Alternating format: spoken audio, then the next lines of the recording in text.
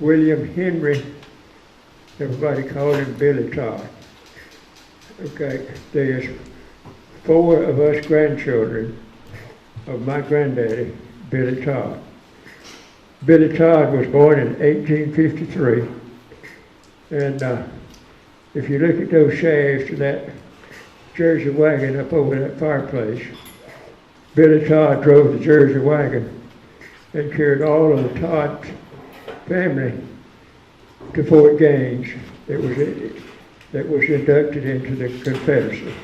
And there was a bunch of them. Many of them never survived to come home again, but anyway, what I'm getting around to tell you, Connie, I want you to hold your hand. You know, my granddaddy had 9 children, and 8 of them were redheads. My daddy was the only blackhead. Connie, would you hold your hand up? Hold your hand up, Connie. Somebody okay, now Connie and I and my 2 brothers are the only descendants left living of Billy Todd. Now, Connie has a bunch of photographs of Eli's descendants. Now, I want you to take your time and go up and look at those photographs, and she can tell you who they are. This microphone now is available to you if you want to come up while we're waiting on the meal, and we're going to be ready here shortly. If you want to come up and tell what family you are, and if you want a photograph, we need to do that today, okay? Now, this is the first Todd family reunion that's been held since 1998. When I moved back down here from North Alabama, I started attending the reunions when it was at Colemoke Mounds. And then it went to George Bagley State Park. And then it came down to Fort Gaines to the Women's Club. And that was the last one that we had in 1998. Connie and I were there, and several of our other cousins. So this is important that we get photographs of your lineage. So if anybody wants to do that, the microphone is on. You come and do it, because at 12 o'clock, somebody tell me what time it is. 20 minutes to 12. 10 minutes to 12. Okay, so while we're doing this now, y'all go ahead and get your iced tea or your coffee and put it at your table and be ready to eat. I'll get the line set up. But when those of you who know about Joseph and Pharaoh and him being sold into slavery by his brethren in the Bible, when they found out who their brother was, second only to Pharaoh, they were scared to death that they were going to be killed for what they did to their brother. And he told them not to fear, because it wasn't them that put him in that position, but it was God. And for the purpose of saving their lives and guaranteeing them or giving them a posterity. You know what a posterity is. I hope I have one through my children, grandchildren, great-grandchildren. As long as any of my posterity live with the memory of who I am, no matter how far down the road it gets, I'll live. Even though I'm dead and gone, I'll still live in their mind. And hopefully, more of our family history can be recorded and re-recorded, published, that our descendants will never forget who we are. Because if they forget who we are, they will forget who they are. They will. And it's very important to know where we come from. If we don't know where we come from, we don't know where we're going. So it's very, very important. I hope, as Joe has laid it out, This is a beautiful thing. I just regret that there's not more people here, especially younger people, in our family. And I don't know why young people today have no interest, or at least show no interest, in their ancestors. It is a great loss to them not to have it.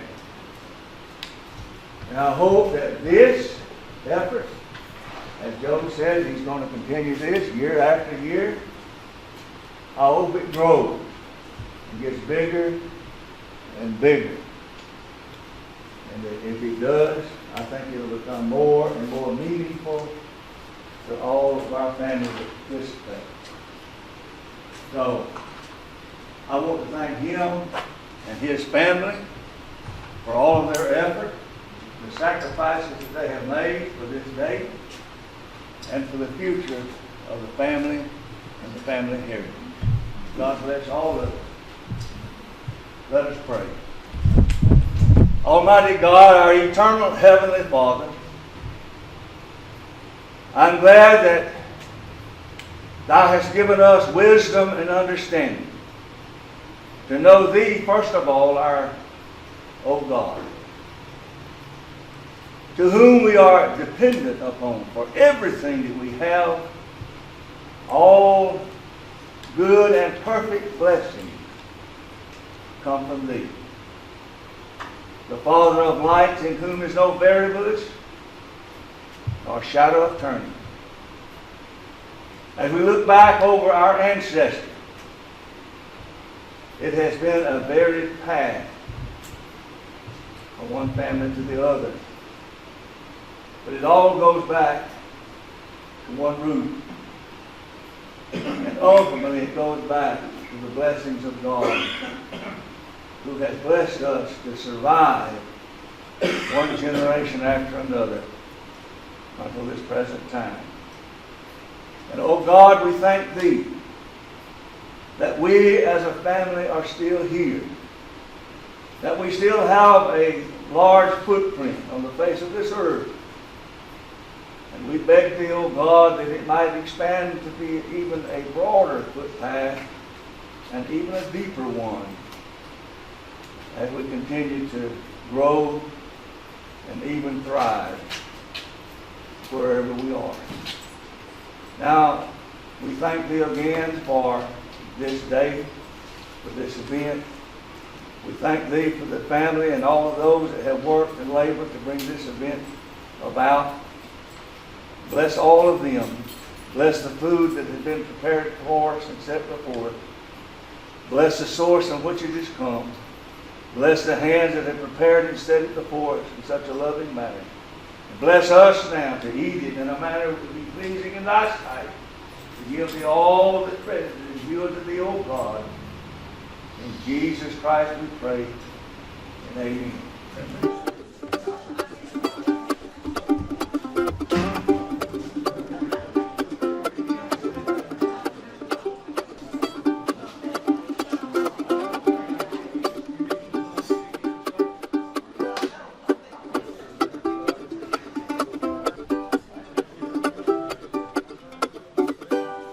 Friends and relatives and cousins and whoever's. Didn't ring the bell over yonder. Ring the bell. Well,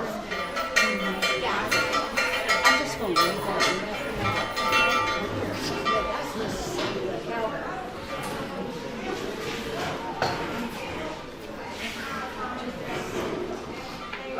Andy was not able to be with us today, so Joe's asked me to do a little emceeing on the program. I introduced myself earlier. My name's Wayne Stalvey, and we're glad to be here today. And I'm a Todd, by the way, a direct Todd descendant. So we're glad to be here and share experiences with each other. I was once upon a time a history teacher, and I just fell in love with European history as well as American history. And since we are all, I believe most of us in this room are descendants of Robert Todd, who was born in Scotland, who came to the American colonies, and he arrived and settled in South Carolina.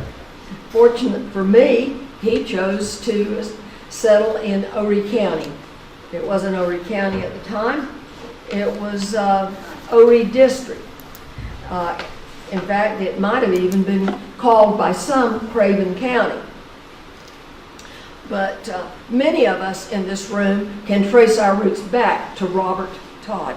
In fact, his name, I believe, was Robert John Todd. So I'm going to tell you some things that you may or may not agree with. You will hear more when my husband speaks that might convince you that what I'm saying is true. So many of us, we trace our roots back to this bonny Scotsman from what we thought was the Highlands. And he was actually from the Lowlands. He was from this part of Scotland that's called the Borders, okay? The Borders is right there on the line between Scotland and England. Now, how do I know this? I know this from records that the Scottish government maintains, from Kirk records, it's church records. I know this from visiting his home and seeing the document that documented that he built his home there in Dumfriesshire, Scotland. Okay. But let me tell you a little bit about Robert and the Scotland in which he lived. Because I went to his home. It's the most beautiful place I've ever seen. And I thought, wow, if I had all this, why would I ever want to leave?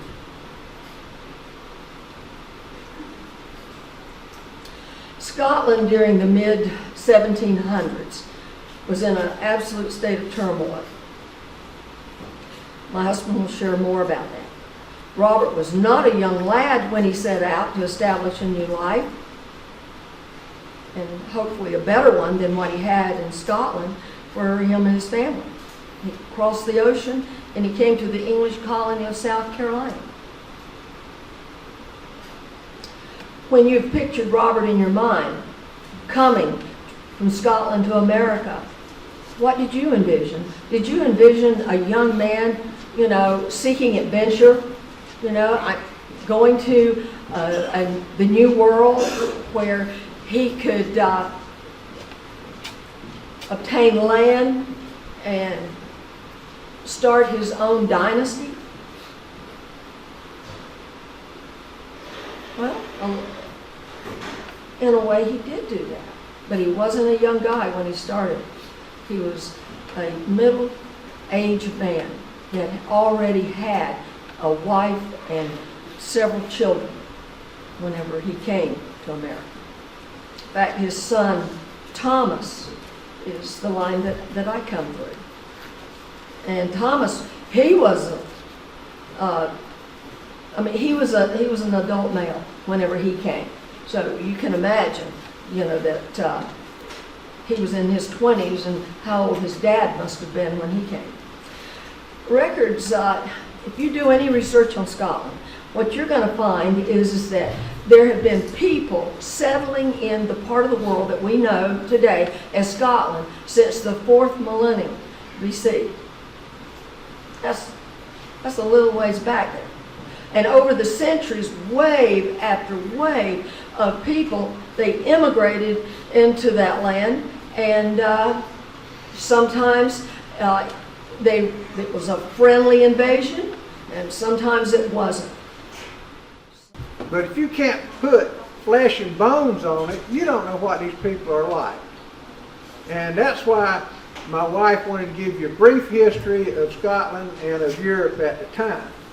Now, listen, when you're doing Todd genealogy and research or family history, it's very hard to do because you have different sets of Todds, which my wife talked about.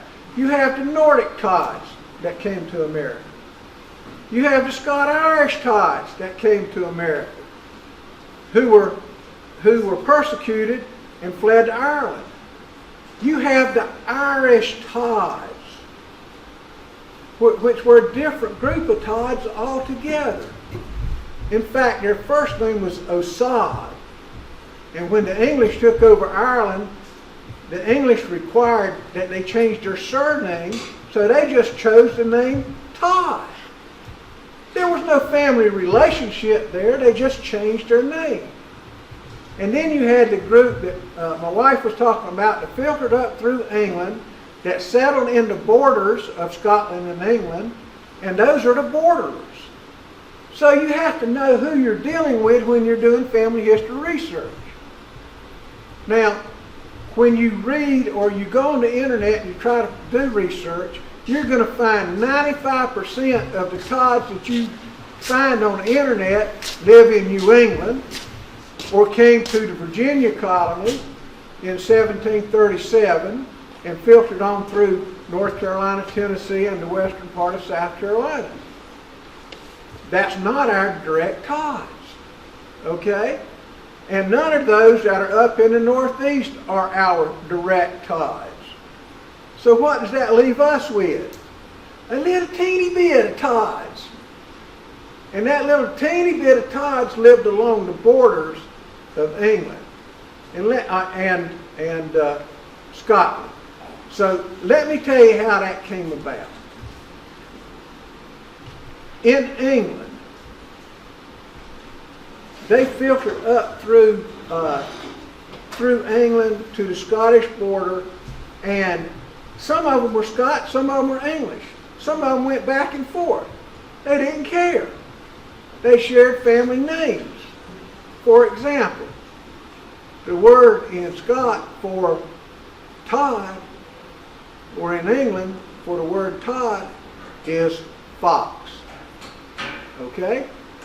So the Fox family and the Todd family shared the same names along the border. So if you're doing research in England, in northern England, at the borders of northern England to Scotland, you're going to see a Fox family. They're all the same. They bear the same coat of arms. So it becomes very difficult. And our people come along the borders. I want you to remember that because that's very important. From the old Galloway, I'll call them counties. In Scotland, they're called shires, okay? But for our purposes, I'll call them counties.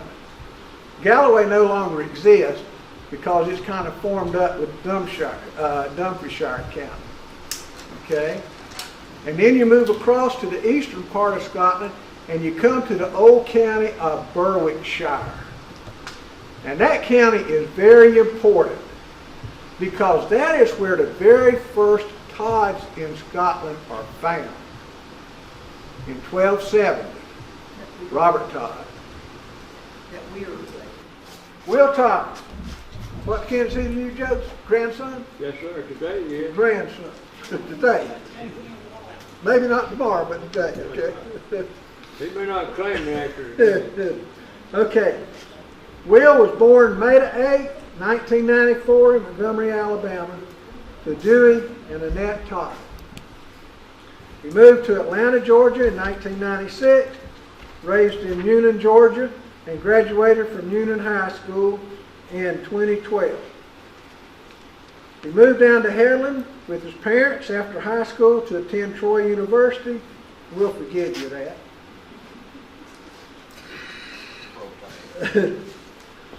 Where he received a bachelor's degree in business administration. He married his high school sweetheart. That's something? That's Tori back there. Tori. Stand up, Tori. Where's his high school sweetheart? Boy, you got the lucky half, Will. I just like to show her off. Yeah, there you go. That's good. I don't blame you, Will. And he married her in 2017, and he moved to Hogansville, Georgia. I now work for DHL Supply Chain as an operation manager. He has hobbies and interests of history, geography, cars, and art. He speaks English, Spanish, and some German. So first of all, there's some good-looking people out here. Y'all must be related to me. my mom and dad always told me I was make a good comedian if I was funny. So, I'm gonna start. I know Mr. Wayne, I think pretty much covered a lot of what I'm going to talk about, but I'm going to go into a little more detail about Thomas Todd. Right. So Thomas was the son of William John Todd. Excuse me. He was born in 1783. He married about 1803, and his first son, named William, named after Thomas's father, was born in 1804. Thomas's wife, Sarah Wilson. Thomas's wife was named Sarah Wilson. Sorry, I'm reading some handwritten notes. In the 1810 census, Thomas lived next door to John Wilson, and Thomas would name one of his sons Samuel Wilson. Thomas's children were born in the years between 1804 and 1826, a period of 22 years. He had 6 sons and 3 daughters, so 9 kids. Can't imagine, but I'm glad he did. He and his wife made a total of 11 members in his household. Thomas was a farmer and a cooper by trade. He grew rice, tobacco, and took it by flatboat on the Waccamaw River to the market in Georgetown. Flatboat travel was common up and down the slow-moving river. Thomas also made barrels from the cypress trees. I assume that's what a cooper is, right? Somebody who made barrels. Lost my spot. Okay. Thomas made barrels from the cypress trees along the river. These were taken by wagon to the turpentine distilleries in North Carolina. It was said of him in Georgia that he could make anything. Testimony to his ability is the log house that he built in Early County, which is now Clay County. The house was completed in 1836, stood until January of 1993, right before I was born. That's 157 years. Pretty quality construction. So I didn't know what you wanted to cover. You want me to go into that?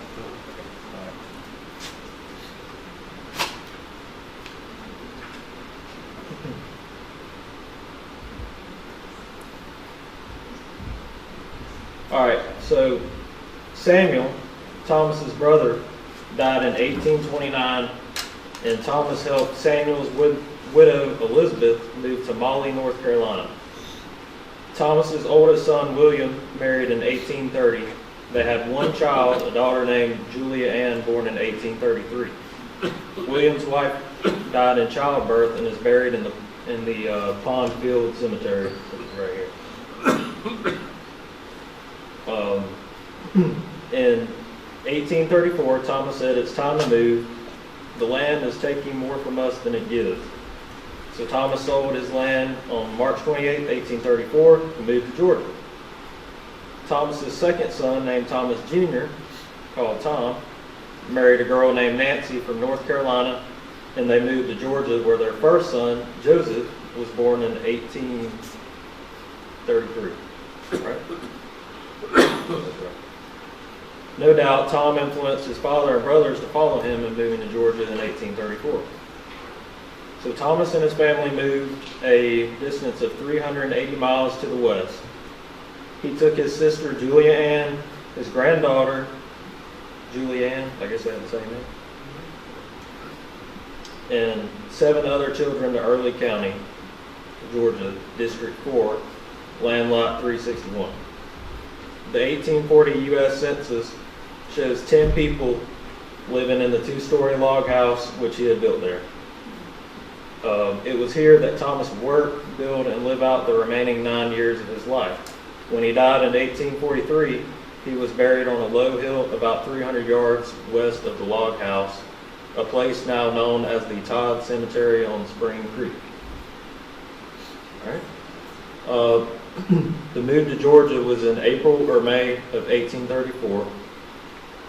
Luke Simmons had lived about 35 miles northeast of Thomas in Columbus County, North Carolina, on land next to that purchased by Thomas's sister-in-law, who was Samuel's widow.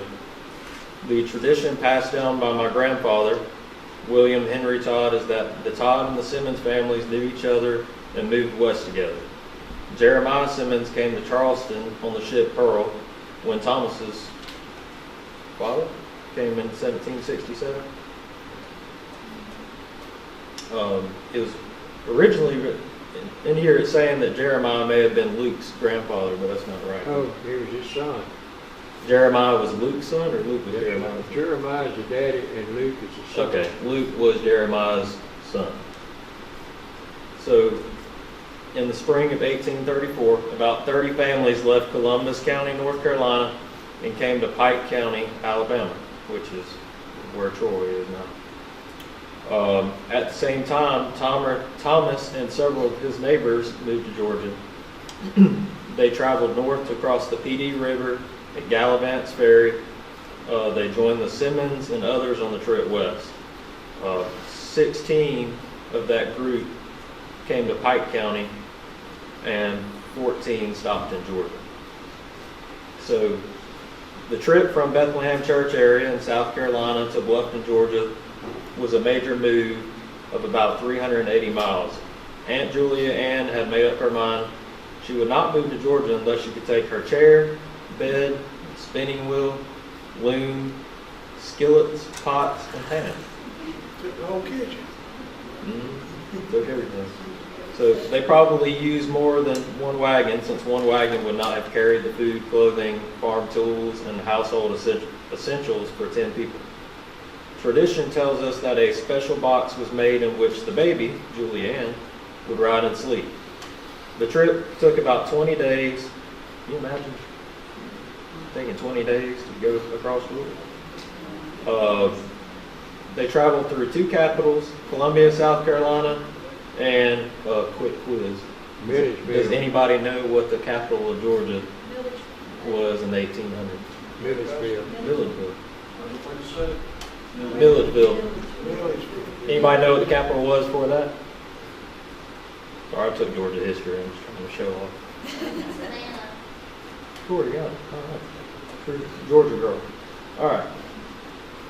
So, also, the first railroad was built in the South from Charleston, South Carolina to Augusta, Georgia. They likely would have seen this in progress. So gold was discovered in North Georgia in 1829.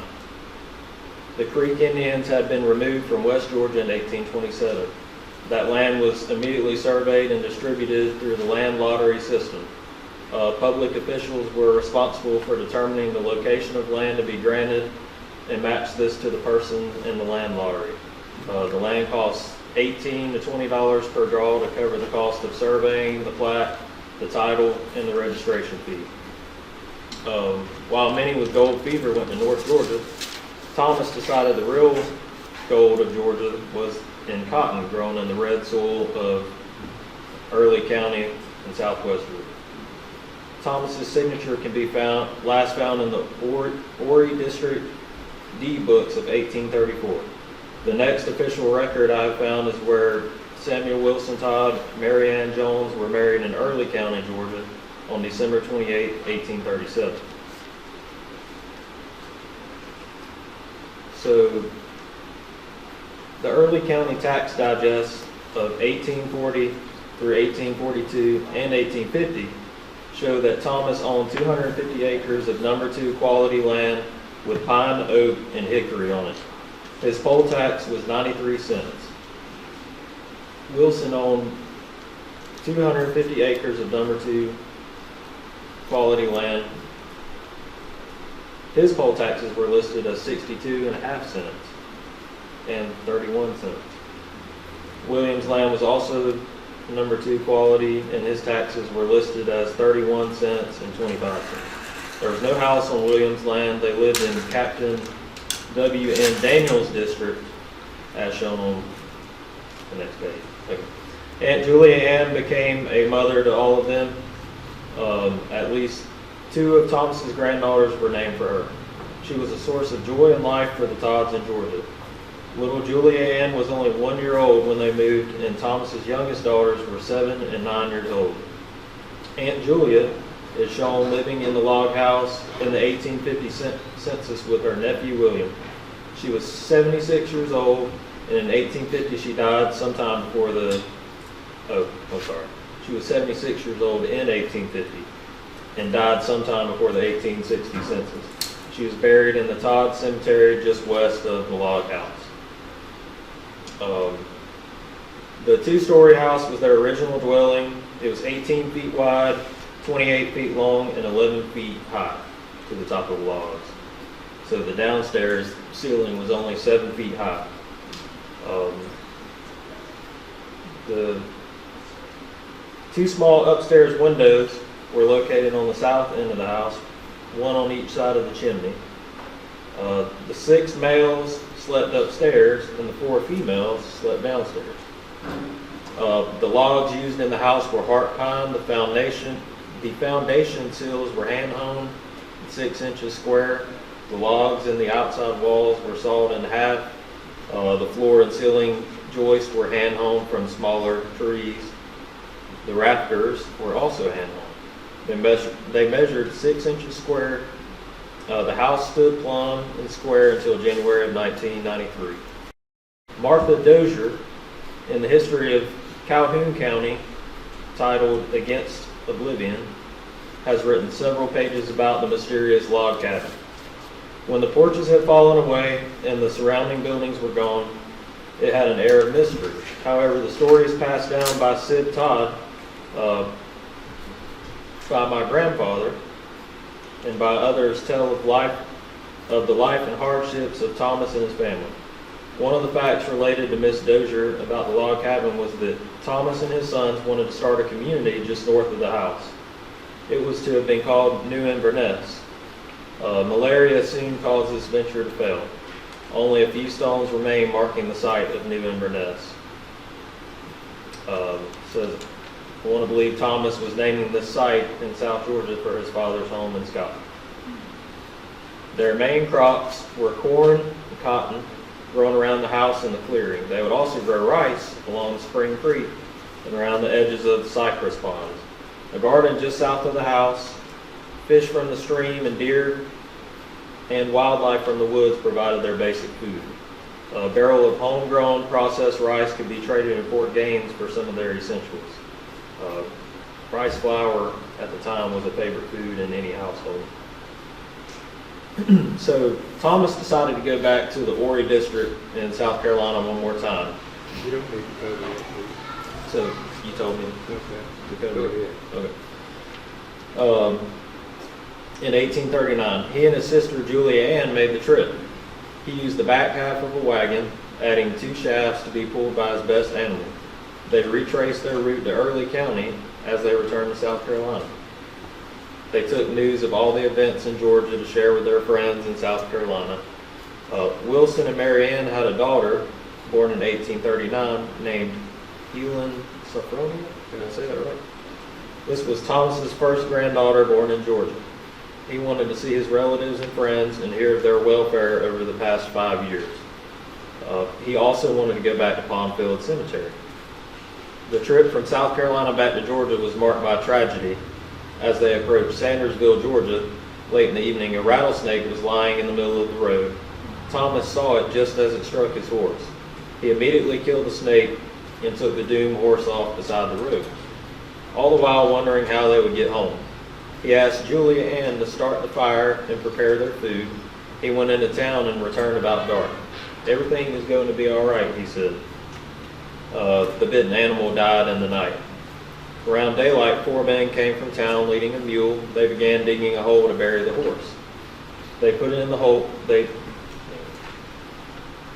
pulled it in the hole with the mule. After filling in the hole, they hitched the mule to Thomas's cart so he could continue on his way home. Thomas assured them that the mule would be returned in a few days. True to his promise, when he reached home, he sent one of his sons back, riding the animal and leading the mule back to its owner. When Julia Ann would tell this story, she would say, We didn't even miss a mile. Perhaps she didn't realize that Thomas had, in their distress, appealed to the local Masonic lodge. The response from the brethren was evident, and everything did turn out all right. Another major event in the summer of 1839 was the organizing of Mars Hill Baptist Church. Wilson, Marianne, and others became charter members of this church. Thomas died in late spring of 1843, probably from malaria, at age 60. He was buried between a great oak tree and a cedar tree in the Todd Cemetery. He probably was the first of 18 graves in this cemetery. He had brought 7 of his children to Georgia, and he lived to see them grown and to see 7 grandchildren born.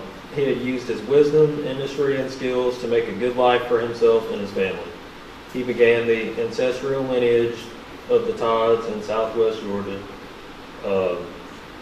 In summary, when Thomas Todd was 5 years old, George Washington became the first president of the United States.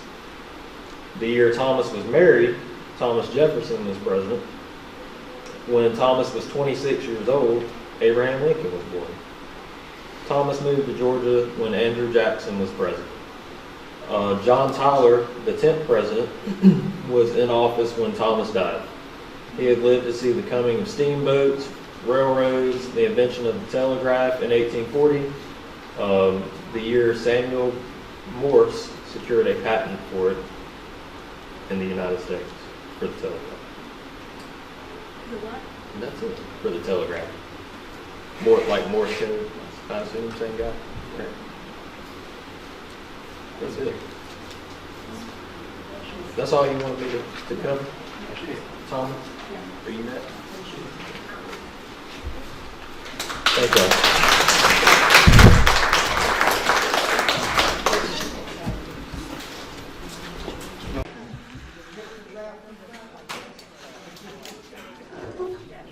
Eli Todd worked for Major General Irving. He was the richest man in America. He inherited as his role in the Indian Wars and so forth 50,000 acres of land from Fort Gaines to Shorterville, north to Eufaula, where Fred and his family lives at. When General Irving died, when his steamboat blew up, he was wealthy enough that he had his own steamboat, and he brought supplies in for everybody in this country. Eli no longer had a job. He bought 125 acres from her ancestor, Tom Todd Jr. Right? Dr. James Todd's son, E.C.P., bought the other 125. So this is where it's located at. If any of you want to know where these houses are, I've been in them. I've been there. I know where they're at. Now, Wayne made statements about nothing can be verified. Everything I'm going to tell you, I can verify. Not by history, but by our family. Because our family has told these stories down through the years. We know our history. We will never forget our history. Okay?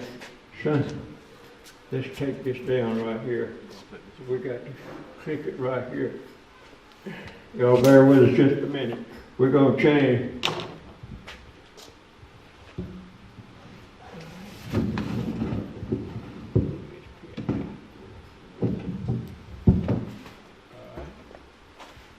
That's all. We'll leave that.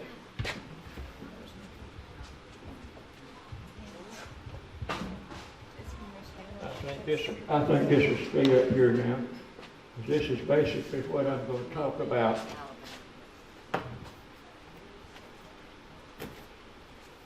Okay. The family, this is what Alabama looked like in 1819. Okay, there's only like 20 counties. Okay. He mentioned Jeremiah Simmons. Jeremiah Simmons had a son named Luke R. Simmons. His daughter is my great-grandmother. And she's buried at Mount Zion, just north of here. And 3 of her children are buried there. She married Eli, my great-grandfather. Okay. Now here is where our family played a part. Alabama was made a state in 1819. But prior to that, when 1814, the Indian battle at Horseshoe Bend, we had great connections to this. Okay. The first connection that we've got to it, he mentioned, and I've been to his grave at Bethlehem, there's 198 Todd. Now I know I've counted them. There's 198 Todd buried at Bethlehem. When I went up there several years ago, there may be 1 or 2 more up there now. But Captain William Todd served under Andrew Jackson at the Battle of 1812 in New Orleans and at Horseshoe Bend in 1814. His immediate commanding officer was Robert Irvin, I-R-V-I-N. 3 of those Irvins came here. His land lay right here down the Chattahoochee River. He formed the city called Franklin. He and a man in Fort Gaines built a ferry just out of logs and rope. And by the way, this don't cost you anything. I was telling my grandson, 1 pound of cotton wet has more strength than a pound of steel has got. That's amazing. But the South became wealthy off of a bowl of cotton. And I didn't tell you this, but Samuel Wilson and his brother William, they were big farmers. They had 1,000 acres. They had their own cotton gin before Samuel was killed. So, if you ever want to know the whole thing of William and Samuel and all of the families, Tom Jr. and all of them that worked together at Bluffton, we can give it to you. But anyway, Robert Irvin founded Franklin, Alabama, directly across the river from Fort Gaines. He, and I've got the man's name, they built a ferry here for people to come across. Now he was a colonel. Robert Irvin was a colonel under Andrew Jackson at New Orleans and at Horseshoe Bend. Under him was William Todd that we talked about, that's buried up in South Carolina. In their conversations, Robert Irvin needed help to build this city and to build this ferry and to build the wharfs and things that supplies was going to be coming in. I don't know how the connections came, but somewhere around 1825, maybe no later than 1828, Robert Irvin contacted Captain William Todd and said, I need help. There was no better builder in the family than Thomas Todd Jr. Thomas Todd Jr. and my great-grandfather, who was just really a very young teenager. And don't you think, for 1 minute, that kids can't produce. That planter right up yonder, my dad put me behind that planter when I was 6 years old in March of 1942. And I couldn't turn that planter around, but I could hold it up.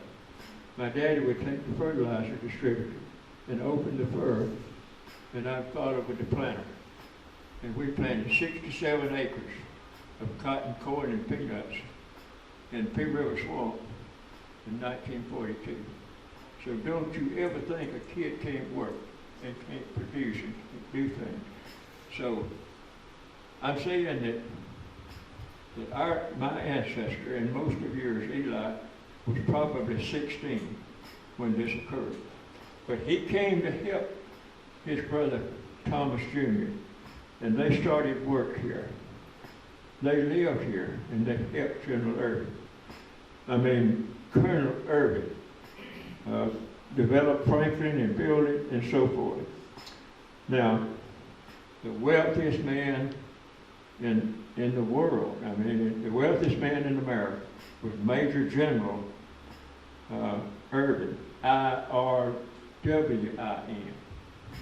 And his dad's plantation, Jim, was Irvin County, next to Tiff County, between Tiff County and Ben Hill. There's a town there named Irvinville. Now, the major road came from up in the Carolinas, through Columbia, through Milledgeville, down through there into here.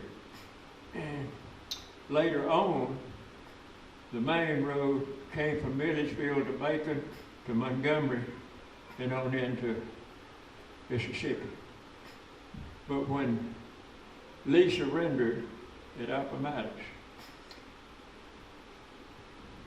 President Jefferson Davis knew about it, and a company of Confederates brought him through the back roads to get him back to Mississippi. And James, he took the route through here because the major route now was up north.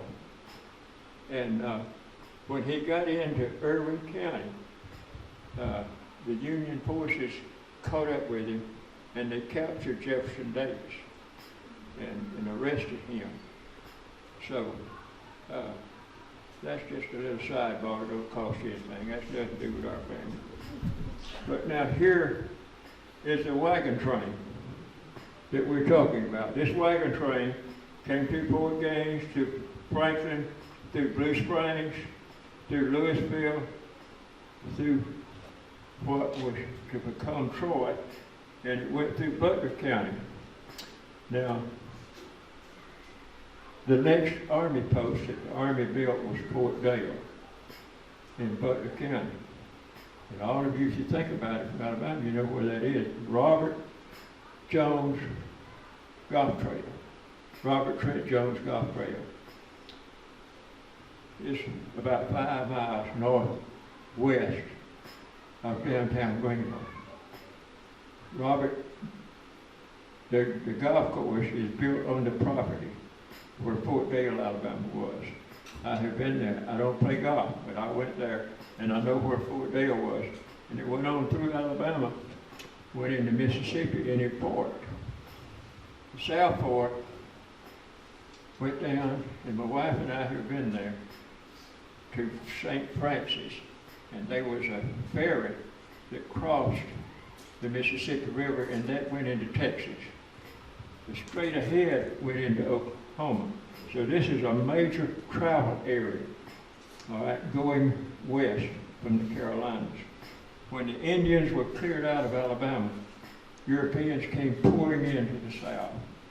They were trying to get away from the religious persecutions and the wars and the diseases and everything. So they were hungry, and they had money. And they bought these lands back up in the Carolinas. And these pioneers came down here in mass. So these two young men were here helping build the major city on the Chattahoochee River, okay? The man that surveyed this out was a man named Luke R. Simmons. He is my great-great-great-grandfather. He came here in 1860. Straight ahead went into Oklahoma. So this is a major travel area, all right, going west from the Carolinas. When the Indians were cleared out of Alabama, Europeans came pouring into the South. They were trying to get away from the religious persecutions and the wars and the diseases and everything. So they were hungry, and they had money. And they bought these lands back up in the Carolinas. And these pioneers came down here in mass. So these two young men were here helping build the major city on the Chattahoochee River, okay? The man that surveyed this out was a man named Luke R. Simmons. He is my great-great-great-grandfather. He came here in 1860. Let me tell you about his training. There's a man named Ellicott He was the foremost surveyor in America. The government set him up at West Point, and he taught surveying there. Okay, Luke R. Simmons trained under him to become a surveyor. Luke R. Simmons, now I can't verify all of this fact, but Luke R. Simmons was either a party of one accompanied by Army troops, or he was a part of the surveyor. I don't know. But now watch what happens here. Luke R. Simmons comes into the fort, gets the soldiers, and he surveys out Henry County and Butler County. All right? And you see it's basically in a square. Now right here is the Indian boundary line. This is not settlement area. Right here is the Creeks, and up here is the Cherokees, and over here is left out of Alabama is the Choctaw land. Up here is the Chickasaw land. All right? So later on now, when these Indians move out in around 1820, then the Henry County line comes across to here. This is what we call here in Henry County the Screamer Community. The Screamer Community. Now the only land that was ever added to Henry County, which is named for Patrick Henry, and it was ever added to it is this little corner right here. Now what happened here in 1820, Pike County is surveyed out. Okay? Pike County comes across and stops here at the Indian land. The Pike County Courthouse is constructed in Louisville, Alabama. Okay? So we now have Henry County, and the first county that's chopped out of it. We're going to have 9 counties chopped out of Henry County. And not only is it no longer the largest county in Alabama, but it's now fixing to become the very smallest one. Okay? So when Luke R. Simmons came in to survey out, right here he found the 3 Knots Road that the DeSoto called from up here to Pensacola. And he knew the wagon trains were now going west. Now, he is a very good businessman. Luke Simmons owns a plantation. He owns 1,200 acres of land. He goes back to Columbus County, North Carolina, which joins Horry County. And by the way, Eli Todd, my great-grandfather, middle name is Horry. He was named for the county that we were all, that our family came in and settled in. So he says, here I want to build a trading post. So he goes back and he starts selling out his land, and he starts accumulating families together. He leads a wagon train out of Columbus County, North Carolina, and starts down through Horry County. Thomas Todd and 7 of his children, they join that wagon train, and they come here. All right? The wagon train crosses here and continues on. The very, very first wagon that entered Troy, Alabama, is most of us' ancestor, Luke R. Simmons. Now, I have researched this history, I've done it, I know what I'm talking about. Folks, I have been to Barber County and studied and got these records, and I know what I'm talking about on this now. Okay, Luke R. Simmons homesteads 80 acres of land where Troy University is. All right. I won't forgive you for your smart-aleck remarks now, because I ain't no South Carolina graduate. I'm a Troy graduate, boy. Yeah, Troy, right, son? My boy teaches there. He's my 401k, Wayne, so I'm Troy. We all family, it don't matter. He leads 16 wagons. Now, 14 of these wagons drop off over here in Calhoun and around Bluffton, Fort Gaines, in that area. So he stakes out with the wagon train and 3 Knox Road to build his trading post. Right now, with him is a son, Tom Jr., and 2 daughters. One of those daughters is Nancy Simmons. She's buried at Mount Zion, where I'm going to be buried. And she has 5 generations buried on 231, just on the north side of P River, just right at the top of the hill. And I'll get into that sometime. But she was in that wagon wing all the way from Columbus County through Horry County and down here. All right? Now, when General Irvin comes, IRWIN, he builds a trading post at Shorterville, just up the hill from Franklin. It's there today. It's on Highway 10. Franklin is in the floodplain, and it don't take many years till it gets washed away. It's no longer there. But when General Irvin came, everything was coming in, so Tom Jr. now goes to work with the railroad. And Tom Jr. no longer lives with his family here at Franklin. He moves back and lives in one of the houses that Samuel and William and Tom built on that 1,000 acres of land. And he goes to Arlington and catches a train and works with the railroads, building railroads. So he is a master builder, Wayne. He can build wharfs, he knows how to build ferries, you name it. Railroad, he built railroad crossings, he built trestles, he built depots, everything to do with the railroad, Tom Jr. did. Right. Now, my great-grandfather, Eli, he starts hauling freight. General Irvin has a steamboat. So he brings supplies at the Chattahoochee River. And he brings supplies from Franklin to Shorterville. General Irvin named it Shorterville to tout the fact that it was the shorter route to Texas. Okay, so that's where the name Shorterville came from.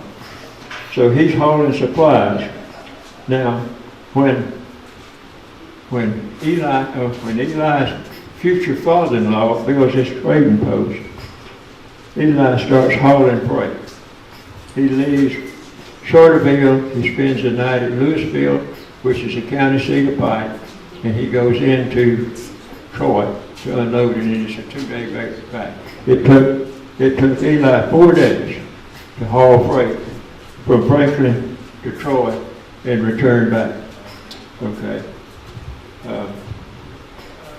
Now, at Shorterville, Eli Todd falls in love with Nancy.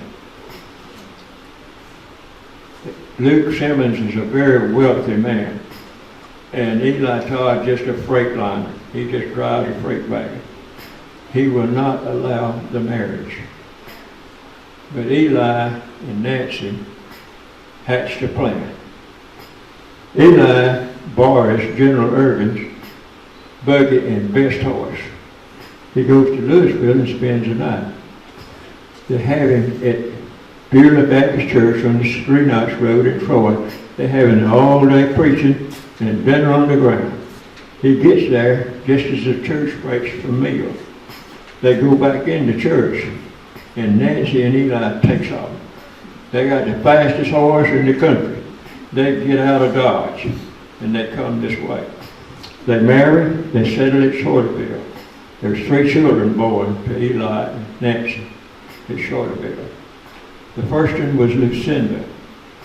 Lucinda married John Timmons. John Timmons, he lost a leg at Gettysburg.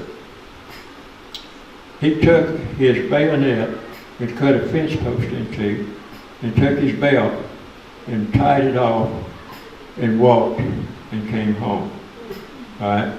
Now, he is going to settle on 125 acres over here in Bluffton. So he is back across the river now because General Irvin, the steamboat blew up and killed him. So Eli no longer has a job. He goes back, he buys 125 acres from Tom Jr., and he starts to farm. He builds a house. I've been in that house. It was a fabulous built home, and it stood for years and years and years. There's not even a brick there. So we know that house was bought and moved somewhere. So that house is probably still standing over there. Now Eli has 2 children born by Nancy on this farm over at Bluffton. They are my grandfather and his younger brother George. All right. They were born in 1853. Irvin was killed in 1851, and they moved, and our ancestor was born in 53. His younger brother George was born in 55. Now Eli and Samuel has to report for duty. So this leaves Lucinda, the second girl Sally, who married a Raven, and then the rest of them. Okay, they farmed while the Civil War took place. When Atlanta was sure to fall, Eli and this young Tom Wright was put on the last train out of Atlanta and came to Macon to guard the infrastructure. Well, Sherman didn't come to Macon. He went east and went to Savannah. Governor Brown released the Georgia Board, and Eli walked home. My granddaddy told the story that he looked up. Now him and Nancy and the 2 girls were stricken cane when he walked home from the war. And Grandpa Todd said, now I'm ashamed to tell my family this. I never thought about how glad I was my daddy survived the war. Because you see, one of the children born in Shorterville was named Francis Marion, who was named after the swamp fox. He was drafted and he was killed in Virginia and he's buried in Virginia. So Francis Marion didn't make it back home. So there's just the 2 girls. One is married to a Raven, one is married to a Timmons. And so they're stripping cane. Now, when Eli comes home, he tries to farm and get things going. And the family relates there wasn't a seed, there wasn't a mule, there wasn't a hog. There was just no chance to survive. So Granddaddy Eli sold his land, took his money, and started to Jacksonville because he was told things was good down there. Somebody robbed him and murdered him, and we never heard from Eli again. So after the Civil War, Grandma Nancy sent my grandfather to Troy to find her daddy. Now, her daddy died in 1844. That's the year that Eli and Nancy had their first child.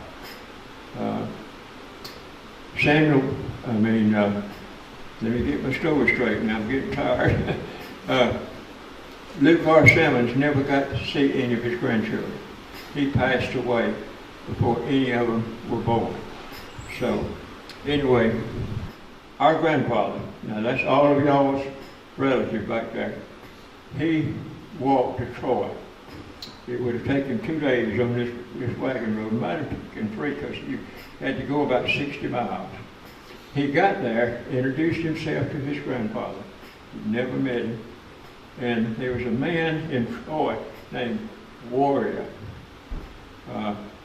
He was there on jury duty. And Luke knew that. And he said, Tom, run find him. He wants a hand. So he came to the trading post, and Grandpa Billy got on that wagon and came and settled below Brundage. Now we all know that family is the Connor family.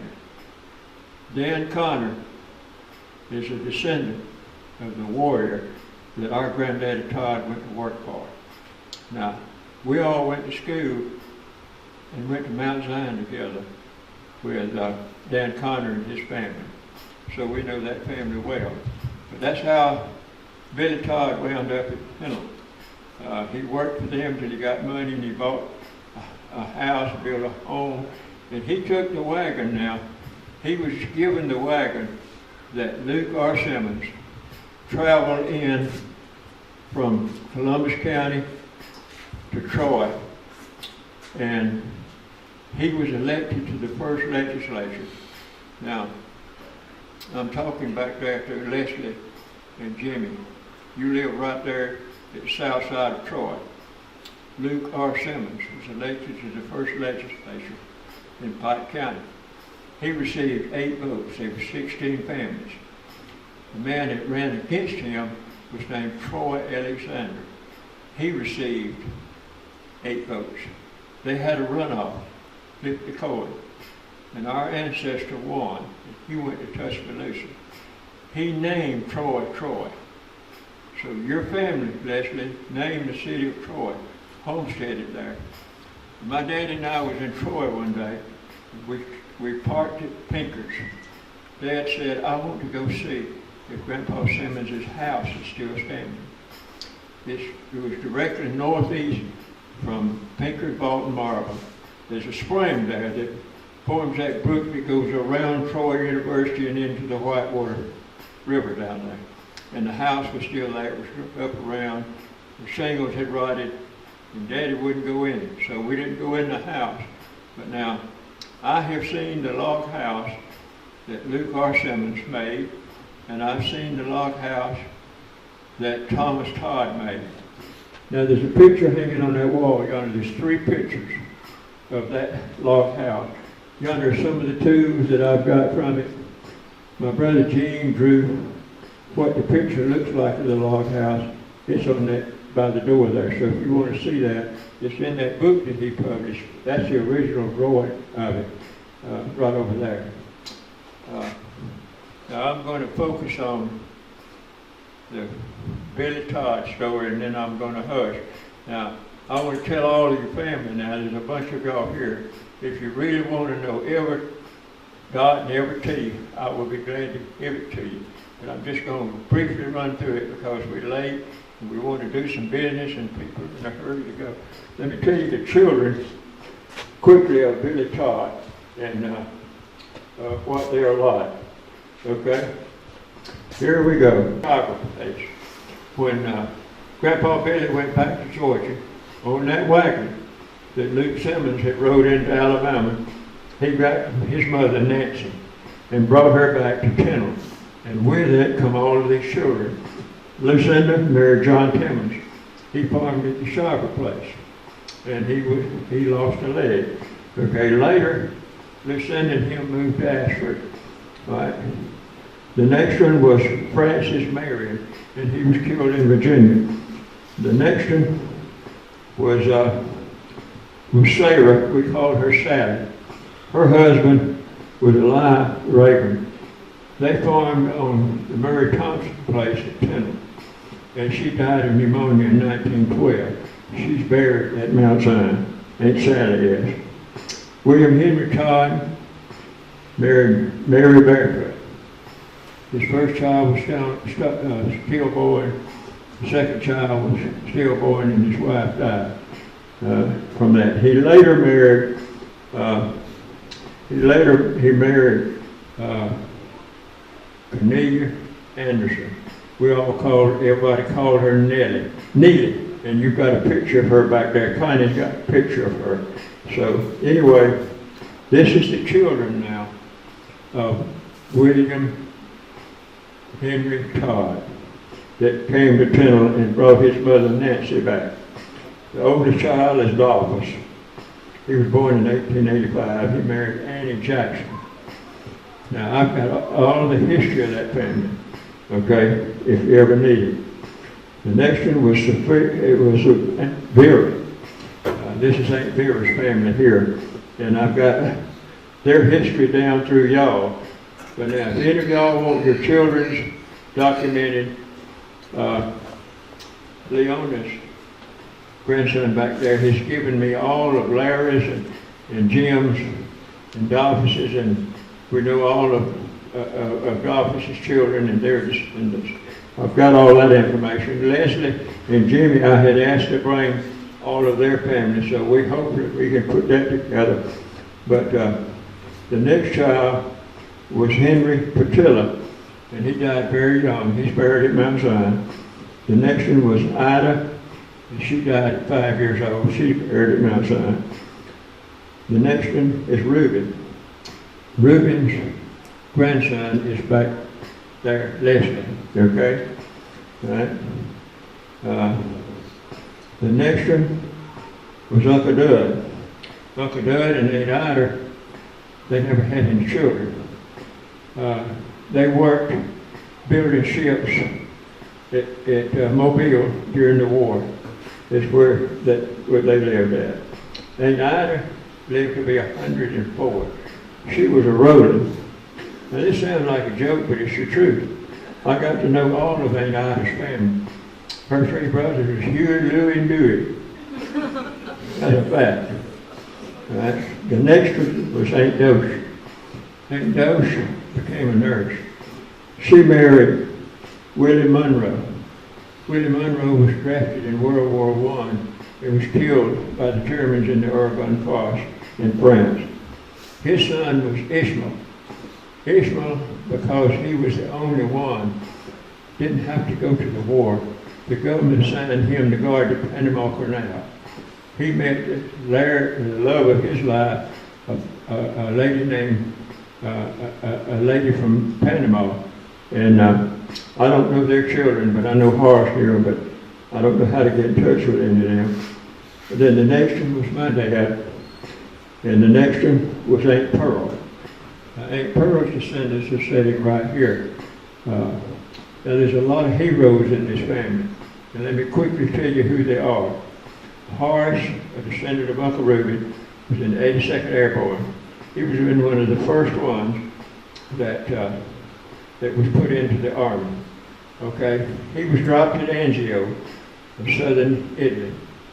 He was dropped in the Battle of the Bulge. I know many of you remember the movie where the paratroopers came in and one landed on the steeple, was hanging there, and the Germans shot and killed him. That was Horace's company that was depicted. And Horace and only 3 members of his company survived. Horace and 2 more. They paid a real price when Normandy was invaded. Let's see now who I'm missing.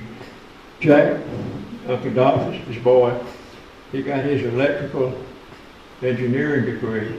In December, he joined the Navy immediately, and they said the next destroyer that comes out of the shipyard, you'll be put on it. His destroyer came out in February of 1942, and he rode that ship all the way through the Pacific.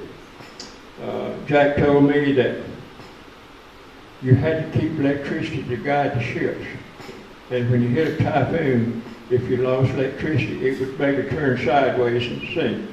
And Jack said, I never let my ship lose power. I kept it going all the way through. Jack, okay, here's a battleship group. There's a destroyer at the front, destroyer at the back, cruiser on each side.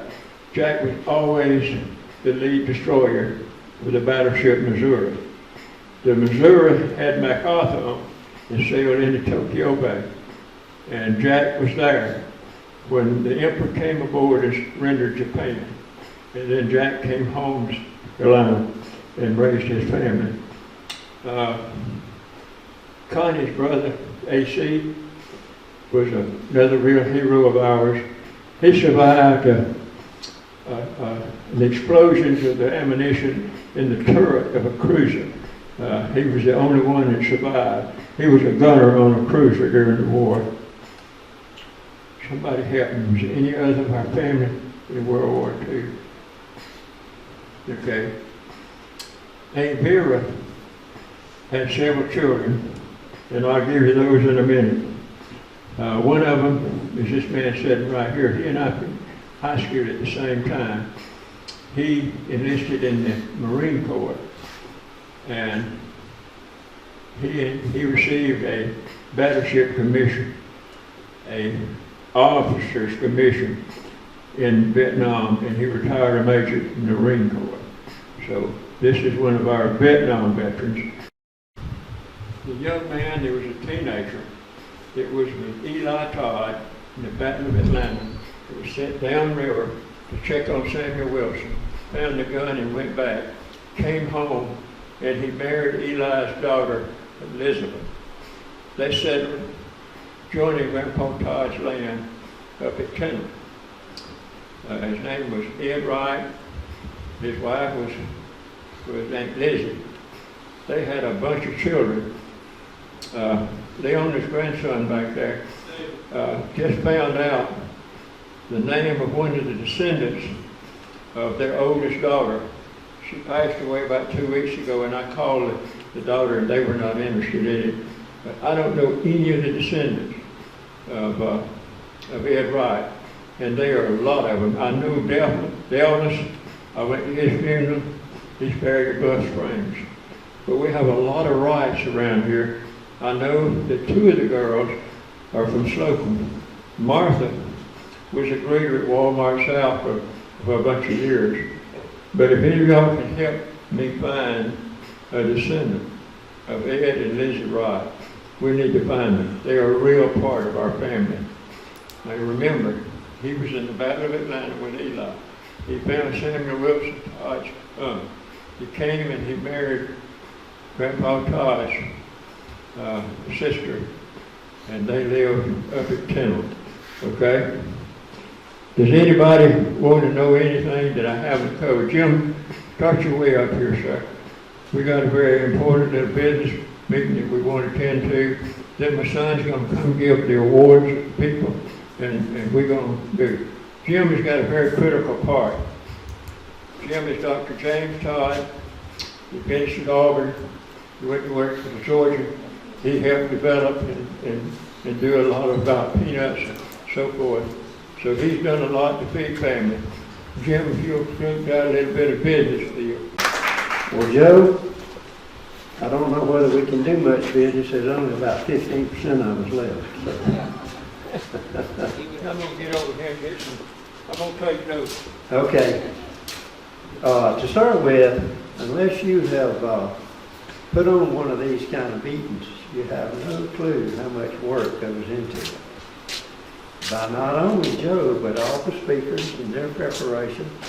But Joe deserves all the credit because we all know how important this meeting was to him. Let's give him a great round of applause.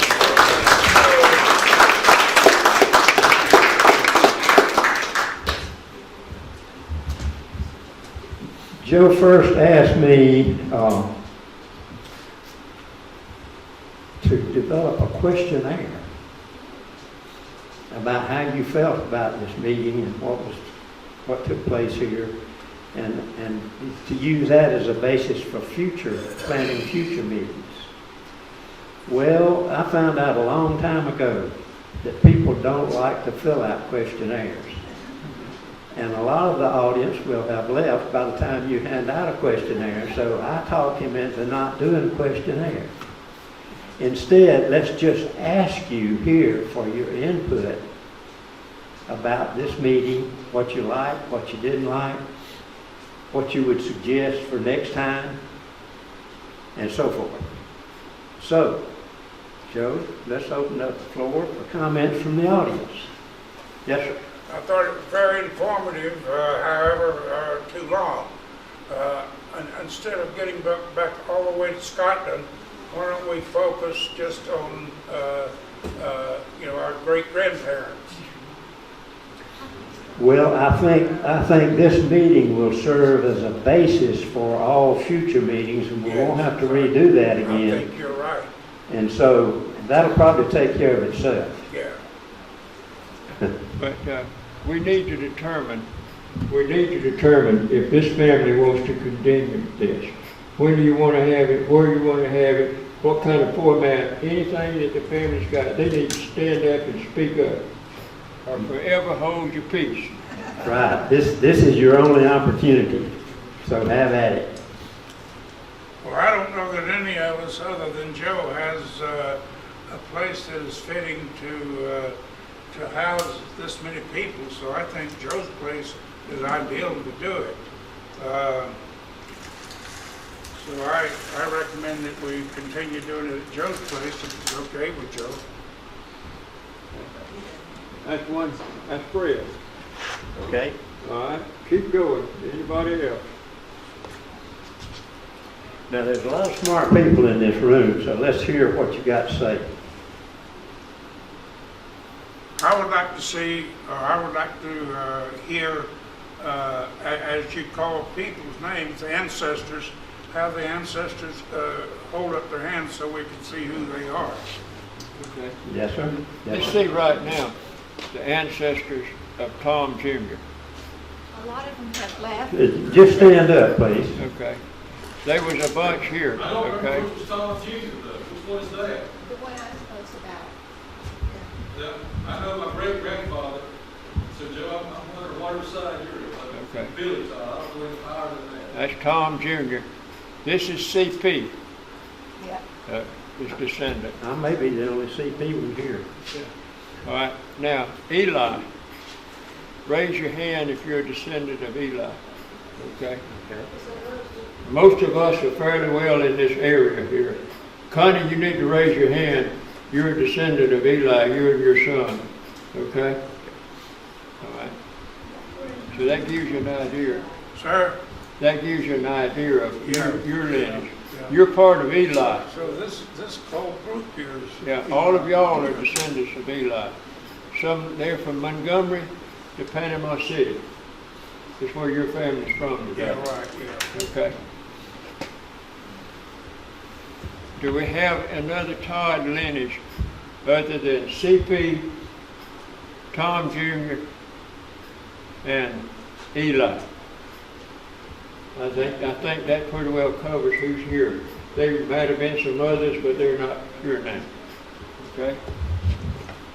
Okay, so is it agreeable for everybody, with everybody to have future meetings here? If Joe agrees? Okay. We don't need to vote on this. What can we? about the time of year and Yeah. the day? Yeah. Timing, month-wise, time of day, day of the week, and so forth. This is a perfect time to do it, in the autumn, October. Okay. That's fine. It's usually a good time of the year, October, okay? Yeah. Let's see now. What day of the week? Saturday. Okay, Saturday in October. Okay. All right. And we're going to have a committee now. One other question. I can't ever do the meal again.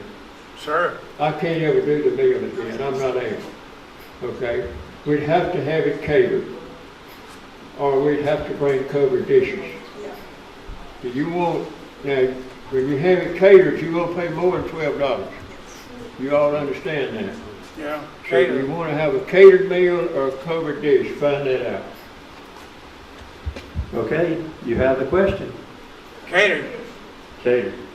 We got it. Okay? All in favor of catered, hold up your hand, please. Catered has it. All right, I think it's catered. Catered wins the vote. October on Saturday, catered. This is late. This is kind of late in October. This is the third, is it not?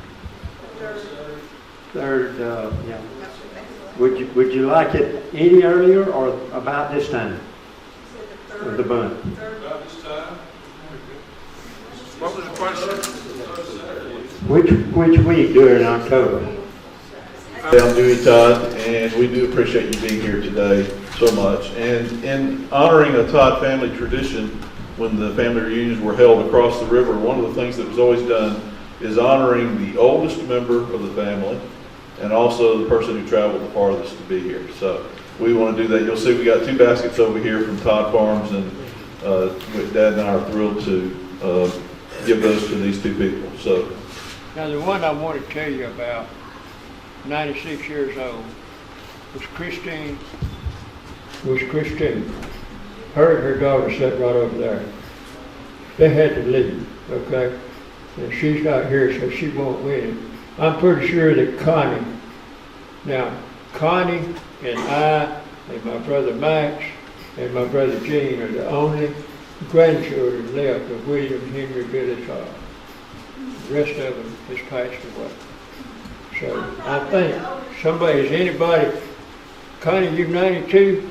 I'm 92. All right, anybody here older than 92? Okay. Now, let me tell you about that award right there that she's getting. Joining our property on the east side is a young man named Steve Crozier. Steve Crozier's mother was Jean Todd. Jean Todd has 3 generations buried at the log cabin cemetery. She was the one that kept the Todd family reunion going for years. Okay. Steve has got a new grandbaby, and he and Mickey has fled to Tennessee. But he is providing that gift basket. So I want you to know that the descendant of John A. Now he's one of the 9 children, John A. Todd.